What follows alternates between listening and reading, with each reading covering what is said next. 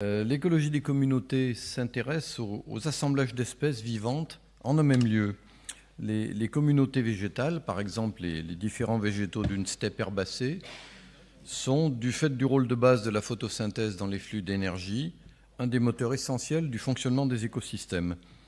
Alors, la compréhension du rôle des communautés a longtemps souffert de la difficulté à dépasser la composition en espèces, c'est-à-dire à s'affranchir de la liste des espèces dans telle ou telle communauté. Le paradigme de base utilisé par notre consoeur argentine Sandra Diaz, dès ses premiers travaux, est que ce que l'on appelle les traits fonctionnels des plantes, comme par exemple la capacité à assimiler l'azote ou à utiliser l'eau, sont le lien naturel entre la physiologie des plantes et les processus au niveau des écosystèmes.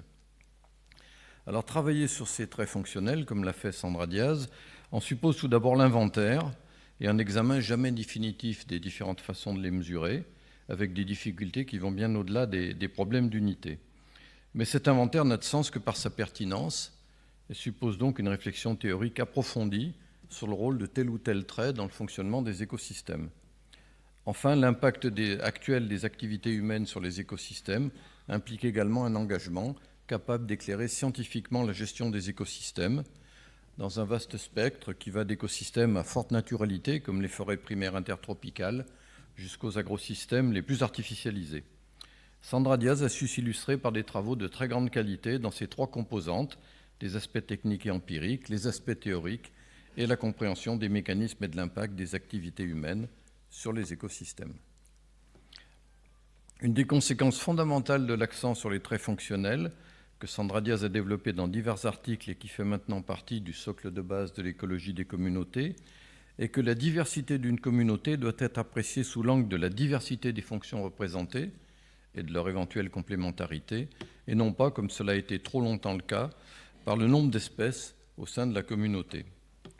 Sandra Diaz a dès lors joué un rôle pionnier dans le développement du concept de diversité fonctionnelle, en la décomposant en diverses composantes et en la reliant aux propriétés des écosystèmes et aux services qu'ils rendent aux sociétés humaines.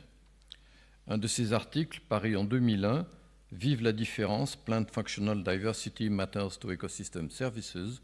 fait partie des 1% d'articles les plus cités en écologie depuis l'an 2000.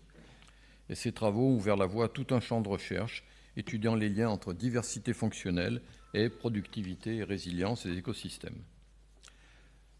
En ce qui concerne l'inventaire et la réflexion sur les traits, Sandra Diaz a joué un rôle moteur dans d'importants travaux collaboratifs pour développer une base de données ouverte sur les traits fonctionnels des végétaux. Cet effort n'est pas sans évoquer les premières phases d'inventaire des espèces à l'époque de Linné. Les travaux comparatifs qu'elle a menés à partir de cette base ont notamment mis en évidence des spécialisations récurrentes des traits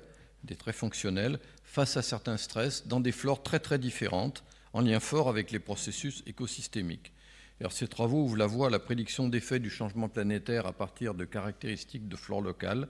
même lorsque la composition en espèces est mal connue, ce qui est souvent le cas dans les milieux intertropicaux où le nombre d'espèces peut dépasser plusieurs milliers par hectare, dès lors que les traits fonctionnels simples peuvent être mesurés. Sandra Diaz a ensuite développé le lien entre les effets de cette diversité fonctionnelle sur le fonctionnement des écosystèmes et en cascade sur les services rendus par les écosystèmes aux sociétés humaines, appelés couramment services écologiques ou services écosystémiques. Un de ses articles sur le sujet a reçu le prestigieux prix Cozzarelli de la National Academy of Sciences américaine, dont elle est associée étranger. Reconnue comme un expert princeps des traits fonctionnels des plantes et de la diversité fonctionnelle des communautés végétales, Sandra Diaz a su aussi naturellement jouer un rôle de premier plan dans la prise en compte de ces aspects dans des évaluations internationales, notamment en étant membre du Millennium Ecosystem Assessment, évaluation clé à l'échelle planétaire de l'état de la biodiversité des écosystèmes. Le travail de Sandra Diaz combine donc le développement de nouveaux paradigmes, un regard largement comparatif qui est absolument fondamental dans tout ce qui est biologie, bien sûr, et une ouverture marquée vers l'apport de la science aux problématiques de changement planétaire. C'est un honneur pour moi d'avoir eu à la présenter, et je suis sûr que vous aurez comme moi un immense intérêt et un vif plaisir à l'écouter.